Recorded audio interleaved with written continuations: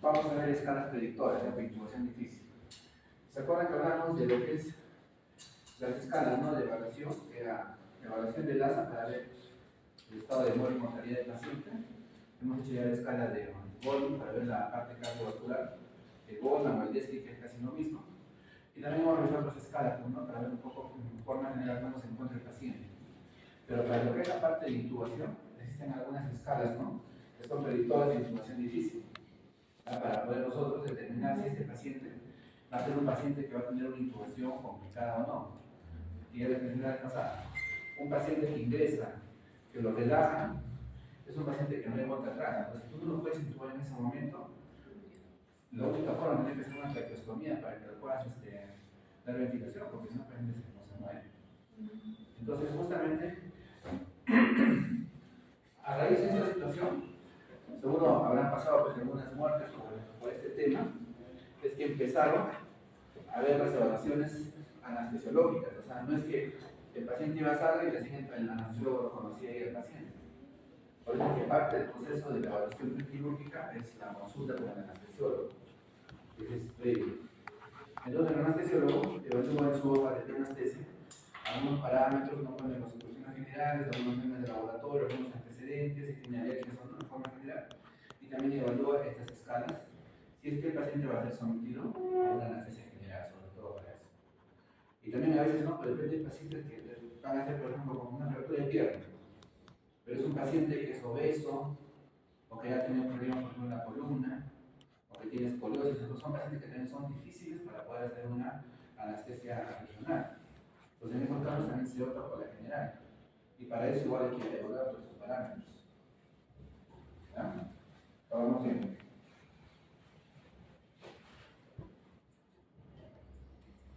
La evaluación de la vía aérea, se inserta un 30% de muertes justamente por la incapacidad de manejo de la vía aérea. ¿No? Entonces, depende por problemas de la ritmoscopía, intubación difícil, intubación fallida y ventilación fallida. Y esos pueden ser algunos factores también. Por ejemplo, para ustedes, ¿qué factores ustedes se les imaginan que podrían ser, que podría haber alguna dificultad para una ventilación fallida? ¿Qué se les ocurre? Una obstrucción. ¿No? Una obstrucción. ¿Pero obstrucción con qué? ¿Con qué obstrucción? ¿Ah? Una depresión anatómica. Algunas personas tienen alguna deformidad en la mandíbula, tienen un poco metida en la mandíbula, entonces la máscara a veces no sella adecuadamente y tienes una ventilación fallida. ¿Qué otras cosas más hay? Quemaduras también, cicatrices fuertes se puede ver. ¿Qué más hay?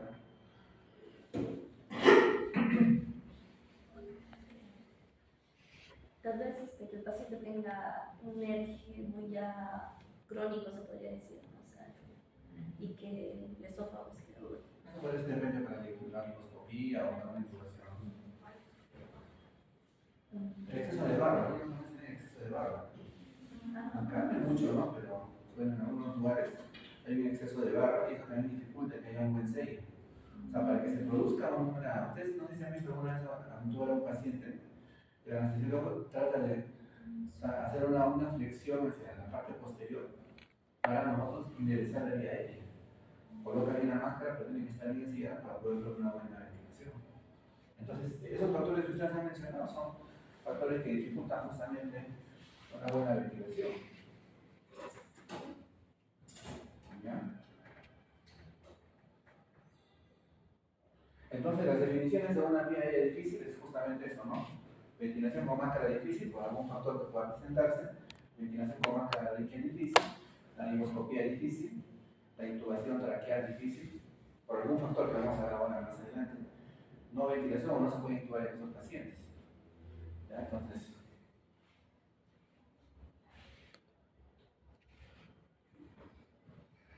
Entonces una vía aérea difícil es la dificultad para el adecuado mantenimiento o protección de la vía aérea, ¿no? Lo que causa una hipoxemia y esto podría ocasionar pues, daños irreversibles en el paciente.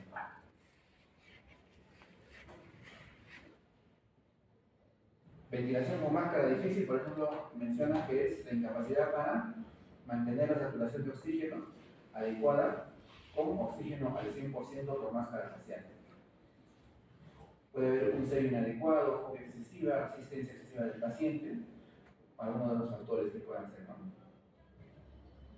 Ventilación con máscara difícil, que existe una clasificación de Hans, ¿no? Que esta bueno, no es tan práctica esta introducción. Ventilación con máscara difícil, por ejemplo, dice, ¿no? La relación con intubación difícil aumenta 2 veces su riesgo. Hay una ventilación inadecuada, puede haber una lesión por hipoxia, después también puede haber una presión ocular, nariz, labio, lesiones nerviosas, depende a veces también por el exceso de presión que tú le puedes poner a la máscara, puedes ocasionar lesiones nerviosas en la cara, tanto en los labios como en la nariz, como en los ojos. Y el MOANS, ¿no? Por ejemplo, de MOANS son una mnemotecnia que se usa. Por ejemplo, el sello, ¿no? Deformidades faciales. En el sello de la máscara, por deformidades faciales, exceso de barba, puede haber una falla en el sello de la máscara para que sea adecuado. La obesidad, por ejemplo, obstrucción de la vía aérea superior. Ustedes han visto generalmente las personas que son obesas mórbidas, ¿ah? Estamos hablando de un obeso mórbido. A veces no tienen cuello. No tienen cuello.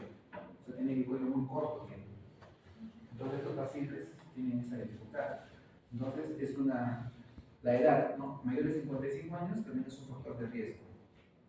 El edénculo también es otro factor de riesgo. Ya está, sobre todo las personas ancianas, ¿no? Las personas ancianas usan prótesis, ¿no? A veces fijas o pueden ser removibles. Y el snorkel rompido, ¿no? Pacientes con hambre obstructiva del sueño que tienen factores de riesgo para una intubación inadecuada. Entonces, son algunos conceptos que se manejan para el tema de ventilación con máscara difícil, ¿no?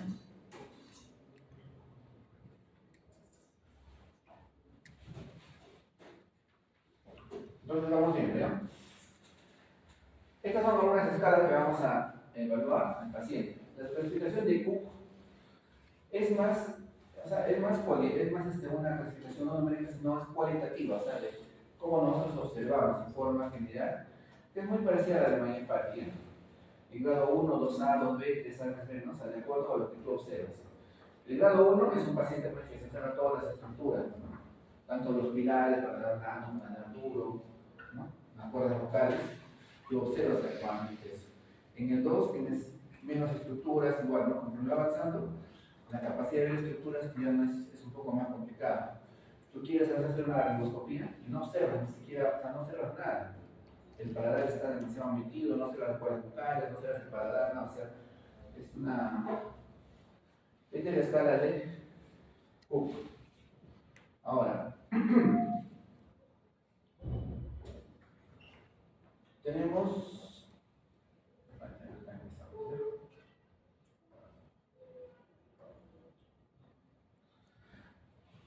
Lo que menciona la literatura es esto, ¿no? Nosotros tenemos que hacer la evaluación de 2, 3 o más escalas para que en conjunto estas nos ayuden a decir. Si tú de por sí haces una sola medida normal, esta por sí sola no tiene mucha sensibilidad. Pero si utilizas 4 o 3 escalas, entonces la sensibilidad aumenta. Y eso significa que vas a tener una mayor predicción de cómo va a ser tu intubación. Entonces tienen que ser predictores múltiples, ¿no? En este caso, por ejemplo, utilizan Mayer-Paty, más está en sentido mentoniano.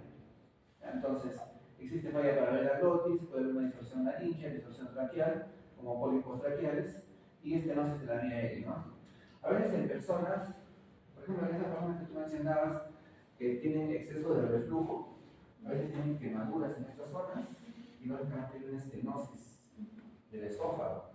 Y esto ya distorsiona un poco la anatomía de esta zona y origina justamente dificultades para poder hacer una intubación.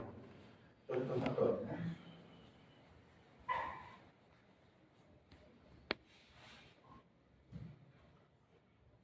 La apertura oral. Entonces, ya hemos visto la clasificación de Cook, que es un poco más cualitativa. En este caso, la apertura oral o la distancia interincisivos. Tú le dices a la persona, abre la boca, y tú haces una medición de incisivo a incisivo, o sea, a esa distancia, como está en la imagen. O en todo caso, metes 1, 2 o 3 dedos. Mayor de 3,5, la laringoscopía, o sea, menor de 3,5, ¿no? La limoscopía difícil. Menor de 1,5, inserción difícil. ¿Ya? Entonces, esto puede estar limitado por algunos factores. Espacio de los maceteros, disfunción de la articulación temporomandibular, por alguna lesión que haya tenido el paciente. Pacientes con esclerosis. Paciente con esclerosis no abre la boca. Tú les abres la boca y a las justas abre la boca. Fijaciones, de repente tiene alguna lesión, quemaduras, cicatrices, en los que de repente el paciente no puede hacer una buena apertura oral. Entonces son algunos elementos que te evalúan justamente lo que es la distancia interincisivos. Entonces, ese es un elemento que evaluamos. Acuérdense bien. Distancia o apertura oral, abre la boca, metan los dedos. Si entran 3 dedos, significa de que va a ser. Si entra menos de 1,5 centímetros, estamos prediciendo de que este paciente va a tener una infección bastante difícil para una limoscopia. Y tenemos que vamos a tener algunas alternativas para manejar eso. Entonces, esta escala o esta medición es difícil, ¿no? Después tenemos la extensión atlanto-occipital. ¿Quiénes tendrían dificultad para hacer esa extensión?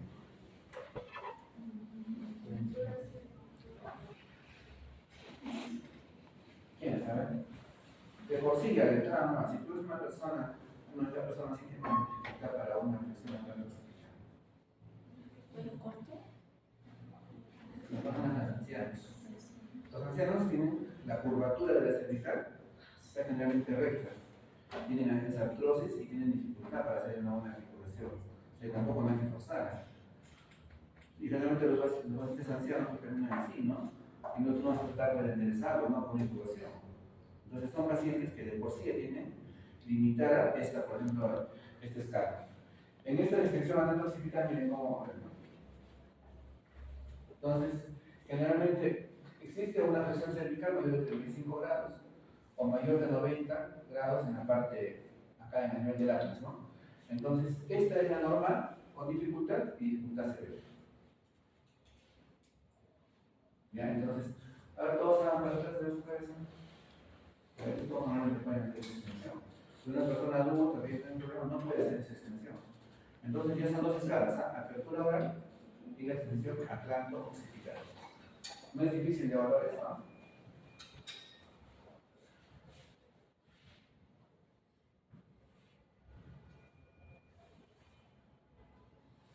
Ya, esa es la protrusión mandibular. Eso es la protrusión mandibular o la movilidad de la articulación temporomandibular, ¿no? La movilidad del labio superior. Es la capacidad para deslizar los incisivos inferiores sobre los superiores.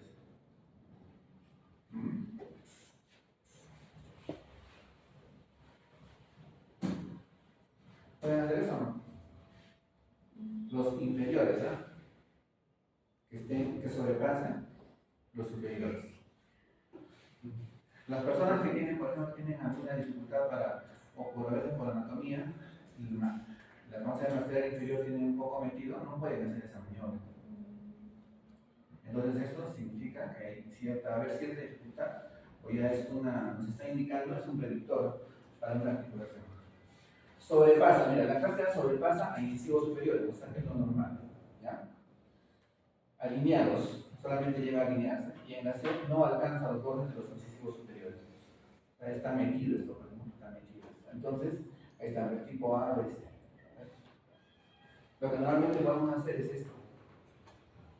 Esto, clase B y clase C cuando no se puede hacer esto.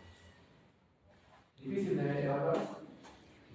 Ustedes están viendo, apertura oral, la extensión atlanto-occipital, ya estamos viendo la protrusión mandibular o la articulación temporomandibular.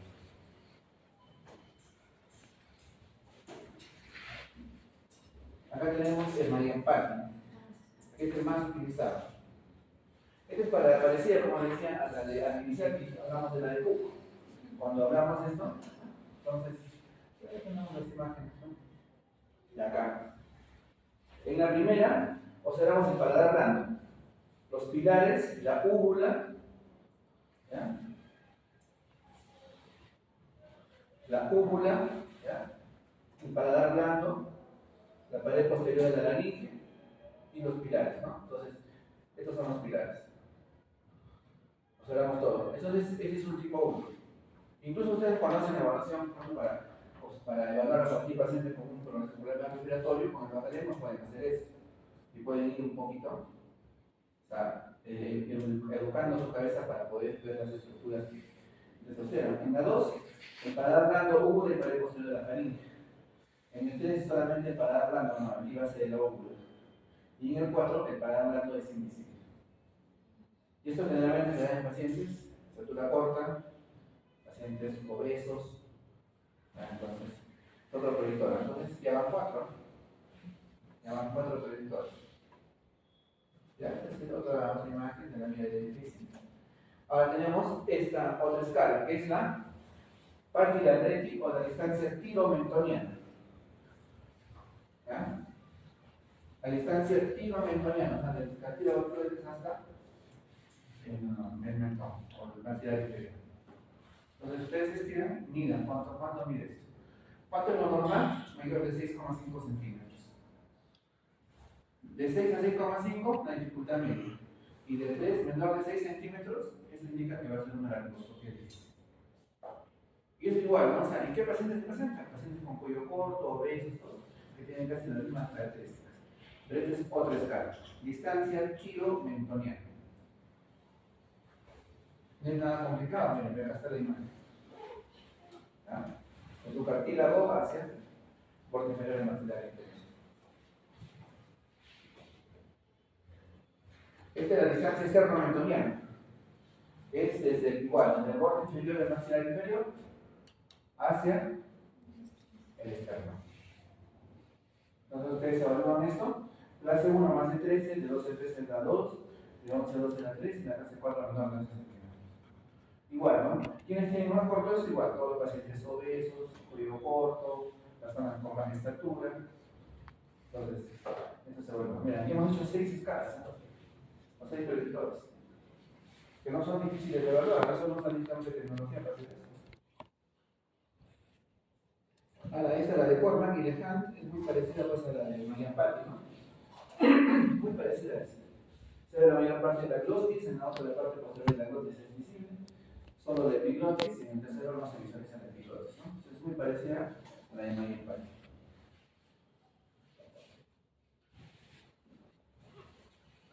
Entonces, como les mencionaba,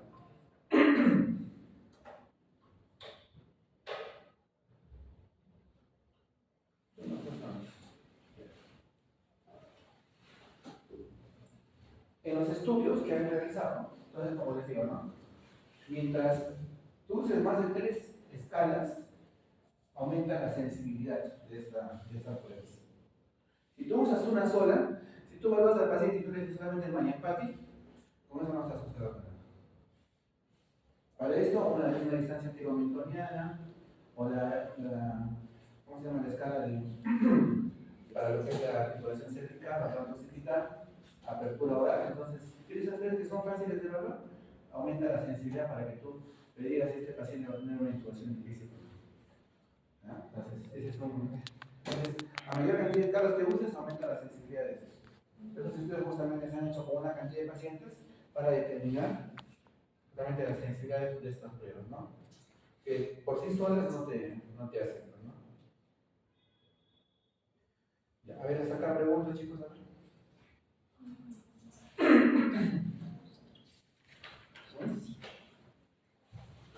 Doctor, entonces usted cómo ya pongamos que uno de nosotros como internos justo necesitamos evaluar justamente la dificultad, ¿no? De la apertura ventilatoria. ¿Qué nos haríamos todos esas clasificaciones? O sea, usted nos recomienda todas. Mínimo 3 o 4. 3 o 4. Mínimo. Hasta en las 6 o 7 no. Pero son fáciles de evaluar, no es cosa de los hombres, ¿no? Son para nada más veces. A ver, por favor, presiona la cabeza y no está haciendo de que es una escala que recuerda. Abre la boca. A ver, mueve los dientes. Ahí tiene, mira, en menos de 10 minutos se evaluó 3 escalas. Después haces la de tiro-mentoniana o la esterno-mentoniana. Ya, pero son 5 escalas. Entonces, con eso, mira, o sea, no es cosa de otro mundo. Pero como digo, mínimo 3 o 4, no apenas sea menos tampoco. ¿Ya? ¿Alguien más sabe, chicos?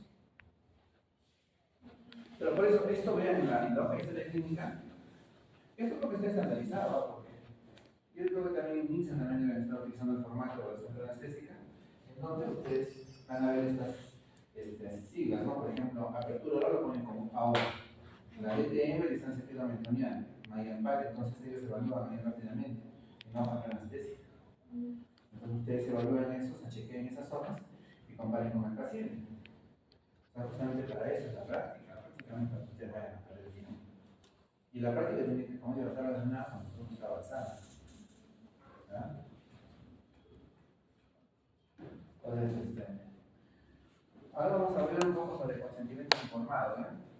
Vamos a hablar un poco en forma. ¿Por qué creen ustedes que es importante el consentimiento informado? ¿Por qué es importante esto? ¿O por qué ahora se está hablando tanto de consentimiento informado? El consentimiento informado es un instrumento que, para el caso del médico, le permite brindarse legalmente en caso de que ocurra algo durante el procedimiento quirúrgico, ¿no? Y el paciente se está aceptando pues, la responsabilidad y las consecuencias, ¿no? Pero en base a que se realice un buen procedimiento. O sea, para que tú le hagas el consentimiento informado al paciente o al familiar, tú tienes que haber evaluado al paciente. Entonces se supone con toda la evaluación que se ha hecho, ¿no?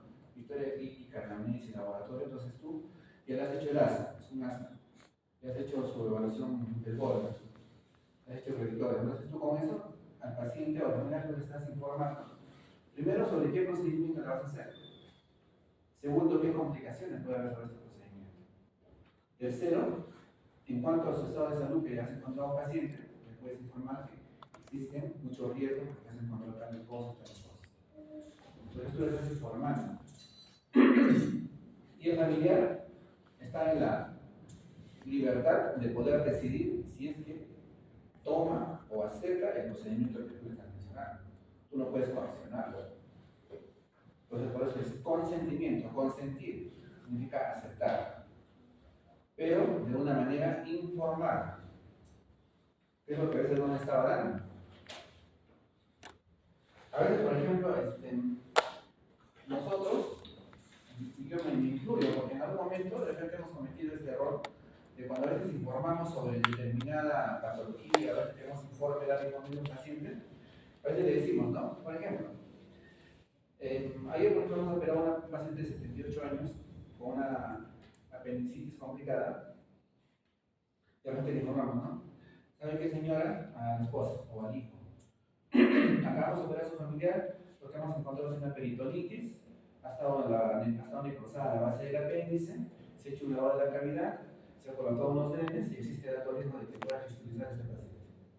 ¿Tú crees que el paciente me ha entendido lo que te he dicho? No entendió absolutamente nada.